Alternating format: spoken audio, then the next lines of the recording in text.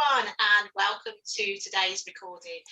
We are joined again today by the lovely Peter and Rosanna from Visit Malta. So thank you both for joining us today, guys. How are you doing? Fine, thank you. Hello from Malta. Oh, yes, you're absolutely right. I forgot to add that, Rosa. You're actually joining us live from Malta. So we have a true specialist with us today, as is Peter. Clients, if you've already seen, we've got some other recordings on our YouTube channel about Malta, but in this video we're going to be particularly covering about families and how the island is suitable for families. So whenever Peter is ready, we will hand over to you guys and look forward to hearing what you're going to tell us. No, perfect. Thank you very much. Yeah, I'll just share my screen in a second, but I just want to say a massive thank you again for having us both here. And yeah, I didn't feel my potential knowledge was enough, so I had to get in the expert in Roseanne there. So, you know, I need her to back me up in this. But yeah, we are going to be looking at family holidays today. So I will just share here. And yeah, I'm just going to start off by saying that Malta is a beautiful destination with something to do for all ages, as we'll see, from the young to the old, to the sort of flop and drop customers that just love to come and relax, to the active adventure seekers, and especially for the family market. And I can probably speak from experience here, as one of my first family holidays as a grumpy teenager was to the amazing islands of Malta. And it's probably one of my most underappreciated holidays that I've ever been on. And having been back several times now, I genuinely would love to go there every single year, probably for the next 20 years. And there's still something to do new every single time. So just a real quick intro, the Republic of Malta, as it's officially known, is made up of 3 islands. You've got Malta, the smaller island of Gozo, and the wee island of Camino. Altogether, they boast over 7,000 years of history, with a strong British connection from its modern era being an ex-colony. And it really isn't too far a flight from the UK, only 3 hours or 3.5 hours from Ireland. And you can also visit the 2018 European City of Culture in Valletta, and the #1 destination for inclusivity on the Rainbow Index. And there are some main areas on the island that families would find themselves staying purely based on the amenities in the vicinity. So I'm just going to break them down a little bit here. We'll start with the capital, Valletta. It's officially the sunniest city in Europe, with over 300 days of sunshine per year, boasting over 320 attractions in an area just 0.6 square kilometers. You can cruise the Grand Harbour and marvel at the 3 cities. You can enjoy the panoramic cityscapes of the Upper Baraka Gardens, or just stroll the streetside cafes whilst taking in the Baroque architecture. And for those that want more information on Valletta, you can check out the City Break video that we have done with Lisa and Matt that goes into a lot more information about that. We've then got Sliema and St. Julian's. These are probably the liveliest districts of the island, with its abundance of cafes, bars and restaurants. You can enjoy the seafront promenades, chill on the man-made beaches at Baluta Bay, and you can learn to dive at one of the many dive centers around here, or even just catch one of the excursion boats to other parts of the island. And even if you want just to spend a whole day on the waves, you can take a coastal cruise around the whole archipelago. We've then got Bujaba and Aura, which we can see up here a little bit further north. This is a bustling little resort, which is home to some fantastic all-inclusive and self-catering accommodations, perfect to suit the needs of the modern family. It's home to many shops, perfect for those souvenirs that you might want to buy. There's cafes, bars and restaurants. And even for those when we only need just a happy meal, and it's one of those things, there is a McDonald's, or potentially if you just want to McFlurry on a hot day, which Malta is known for. We have many sunny days. You can also visit the aquarium and its multiple zones, exploring Malta's subsea history and the abundance of life that is found below the waves. A little bit further up north, and we'll keep going towards Gozo as well. You've got Melia in the north. So this is much smaller, it's quieter, it's much more laid back than the other resorts of the island. And here you're going to find beautiful beaches that are perfect for a lounge day, where the land slowly slopes into the sea, which is perfect for the wee ones if they want to paddle and splash in. You know, there's none of those steep shelf drop-offs.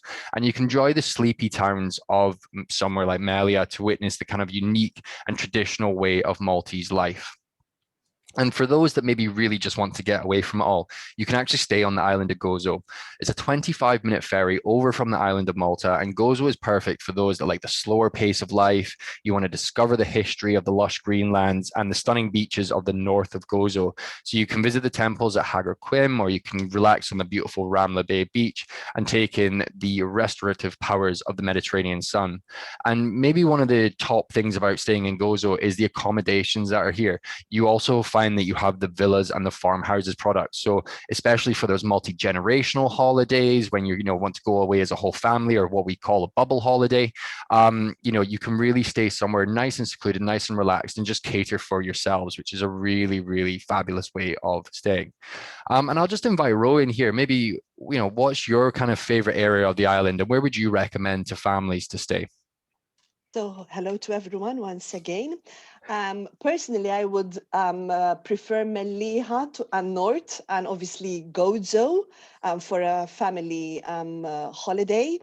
I would like to point out as well that Malta caters full board hotels accommodation. So those people who would like to book on full board, we do have hotels, especially to the north. Even Melliha, there is the Sea Bank Hotel, beautiful hotel just across the beach, which caters for full board bookings accommodation. Gozo, rightly as you said, Peter, we have these luxury villas, we call them farmhouses.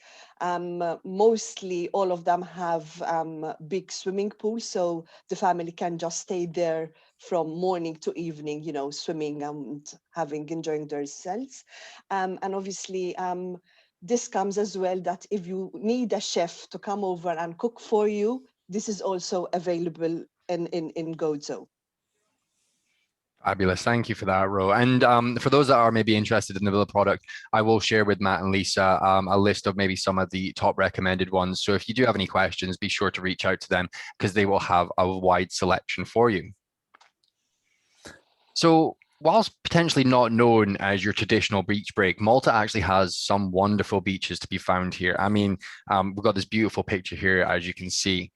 We've got Melia Bay, which is the largest blue flag beach on the island. And as I've said, the gentle slope into the waters with plenty of shallows and beachside cafes and wonderful family hotels, as Rose said there. This beach is an ideal spot for the families looking for an easy afternoon. Or you can visit the stunning Blue Lagoon with its crystalline azure waters, located actually between Camino and Gozo. You do need a boat excursion to get here, and it can get quite busy on a summer's afternoon, but the trick is to get one of the first boats out in the morning. Or we've also got the lovely Golden Bay, or the neighboring Gantufia Bay. They're lovely, pristine, peaceful sands on Malta's west coast, with plenty of space to play in the sand and often away from some of the main touristy crowds. So it's a perfect opportunity to mingle with the locals. And one of the things I will say about Malta is the warmth and the hospitality of the local population is second to none around Europe. They really love immersing themselves with the tourists. They love sharing and regaling tales, talking about how proud about their island are. So do not be afraid to, get involved, speak with the locals, and really learn about the history and the culture and the hospitality of the local population. So as mentioned, there is probably hundreds, if not thousands, of activities that families can do while on holiday in Malta. So by all means, this list that we have here is not a definitive list, but there's maybe some of the highlights. So one of the top ones is scuba diving. Malta is consistently voted the #1 dive site in Europe and the #2 dive site worldwide. Excellent visibility and warm waters make it perfect for the family. And also, one of the best things about it is that to do your PADI course worldwide, the usual age is 12 years old. But actually in Malta, you can take your PADI course from as young as 10. So it's perfect for getting the wee ones involved and getting them up on their certifications. And I can say that personally because I learned to dive in Malta. I've dived elsewhere in Europe now, and actually it's still one of the best places that I've ever dived. We've also got the Rolling Geeks tour, which is a self-drive tour around the 3 cities found opposite Valletta, which we discussed in another one. It's a new, truly unique way to see the traditional Maltese culture and includes that audio tour. And we've also got film and TV tours. Sometimes it's kind of known that Malta's known as the Mediterranean's mini Hollywood. Malta's been the backdrop to some amazing films and TV shows such as Gladiator, Troy, Munich, and also Game of Thrones. And we also have that Popeye's Village. Popeye's Village is a film set from the 1980 film with Robin Williams, Popeye, which has now been turned into a tourist attraction. You can go down, you can walk along the streets. They've got characters, they've got a full entertainment cast. And it's a real fun day out for the family. And even on the waters in front of it, they have inflatable play parks that the kids can play on. And we can go into some of the events that are around here. So families can throw themselves into the festivities on the island. You can immerse themselves in the local culture, mingling with that population, and in general feel like a local. As I've said, the Maltese are renowned for their hospitality, and what better way to experience it than taking part in some of the events here. We've got Easter, which is a time for celebration and a time for excellent food, which we know Matt absolutely loves. So it might be one of his trips out in the spring. It's a week-long celebration that includes street professions, glittering and gold, brass bands, costume casts, and delightful delicacies, including the fagola, which you can try. It's a traditional almond-filled pastry, usually in the shape of a rabbit, a fish, or even a heart. We've then also got the summer and winter carnival. You can dance the days and the nights away by joining in the carnival celebrations every February and August. Join in the merriment, enjoy the street parades of colorful and extravagant floats, the local international music, and the children are encouraged to dress up and join in the festivities as well. And we've also got family-friendly festivals as well. So Earth Garden, it's a celebration of music, diversity, and life. It's a homegrown festival with an international reputation. You've got a range of artists playing a full spectrum of genres, from world music to reggae to ska. But not only is music on offer, but there's also an expansive range of creative and cultural workshops for all the ages. And it's all housed within a beautiful national park. And then one of the highlights of the events calendar is the International Fireworks Festival. So this day culminates in a spectacular fireworks display over Valletta's Grand Harbour. So you can get down early, get a beautiful viewpoint, and join in with the locals celebrating their ascension to the EU with street food and parties, and a night that the whole family will remember. So maybe coming to you quickly, Ro. What sort of events would you recommend to families, and maybe what's kind of like the top ones that you would think that to go to? Well, in summer, we have a town festa every weekend. Okay, usually there's 7 days preparation before the festa kicks off for a week, and you could see people, families gathering in the square next to the church, eating, having ice creams, dancing, whatever. So that is nearly all over the summer period. That would be really, really ideal. Summer Carnival, this is as a fixed date.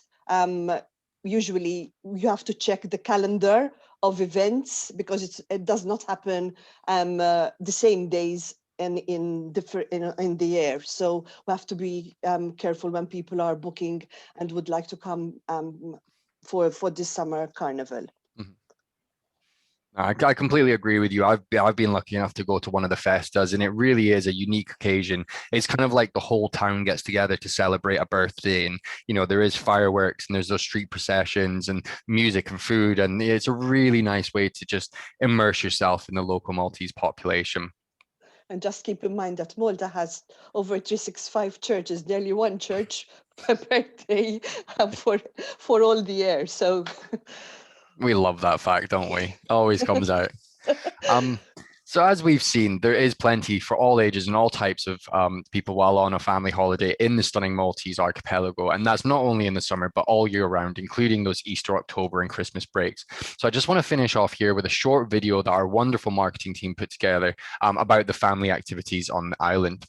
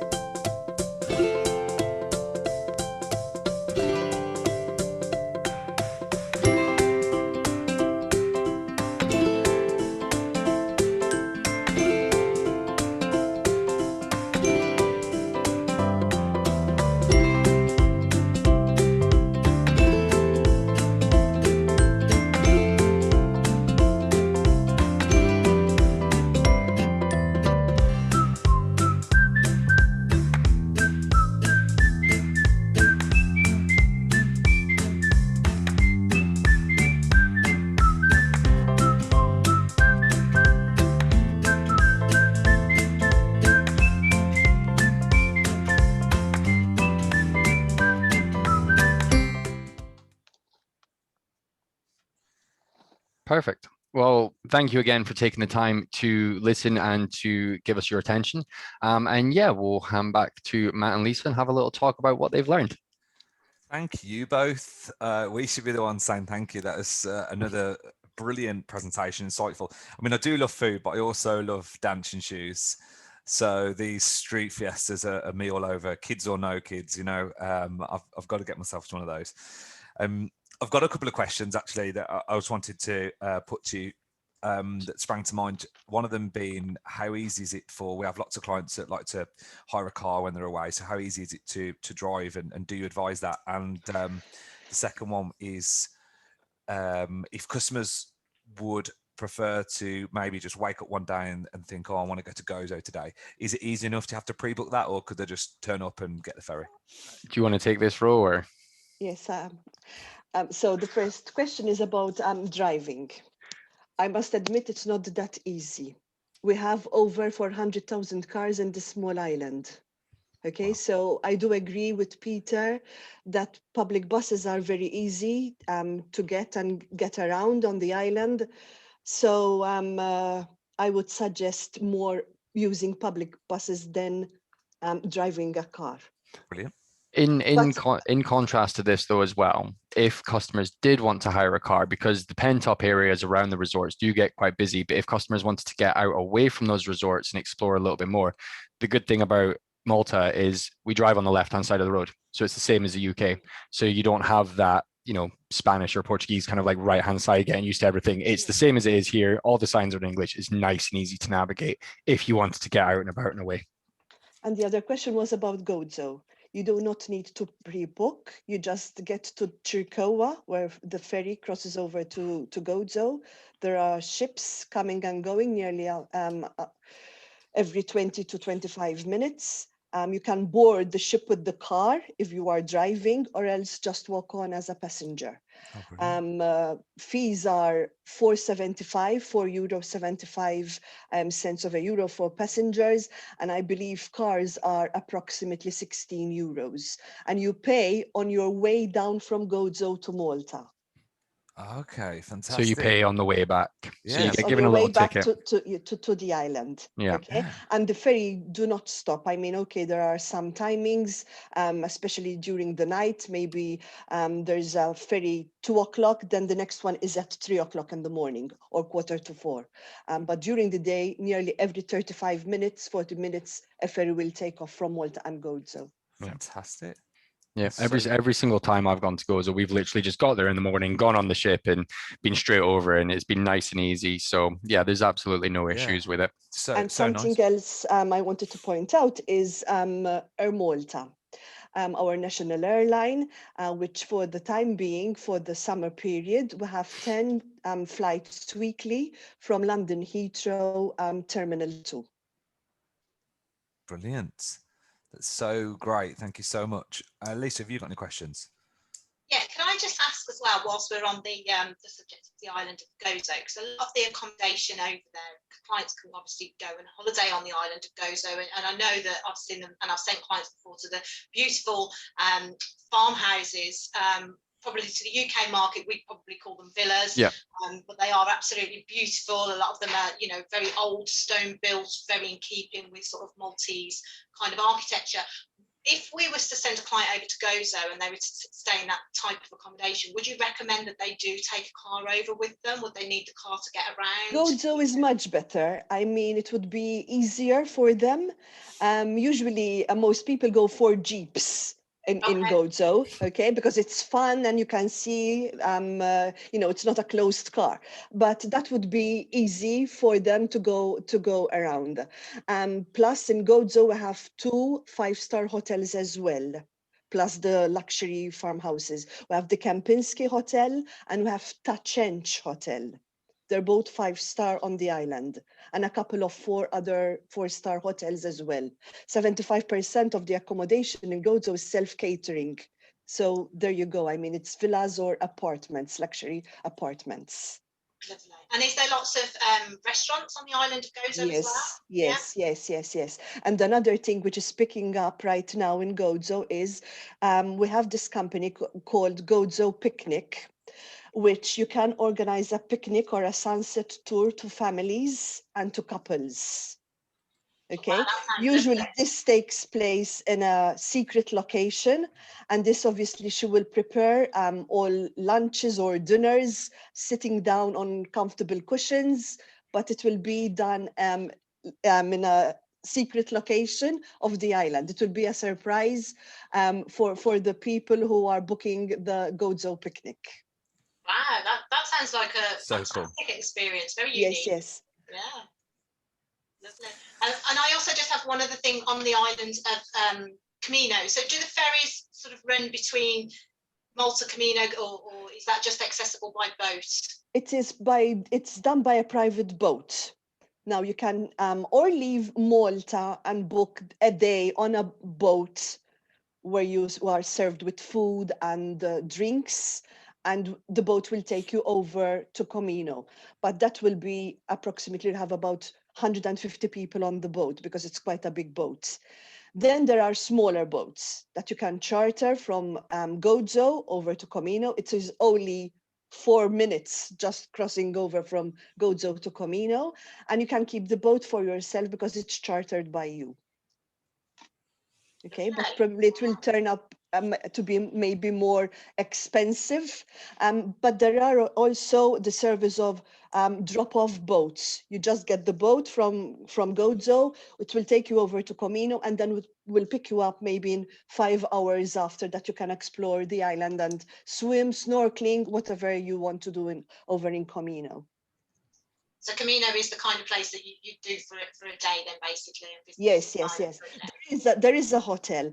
I am not sure if the hotel is going to be open this year. Usually it's only open for summer. Okay. And you need to go obviously by boat. You cannot take a car over to go over to Comino. So interesting. Thank you so much. I just want to say thanks once again. And if you're watching this video, I hope you've enjoyed it for one. But if you have any questions that maybe we haven't covered, then pop us over an email, Matt and Lisa at travelcounsellors.com. We'll happily get it. If we don't know it, we have the contacts that do. And also check out our other videos on the channel for all of your travel inspiration worldwide. I'm sure you'll love to flick through those and have a look. Thanks again, Roseanne, and thanks, Peter. And see you all soon. See you. Take care.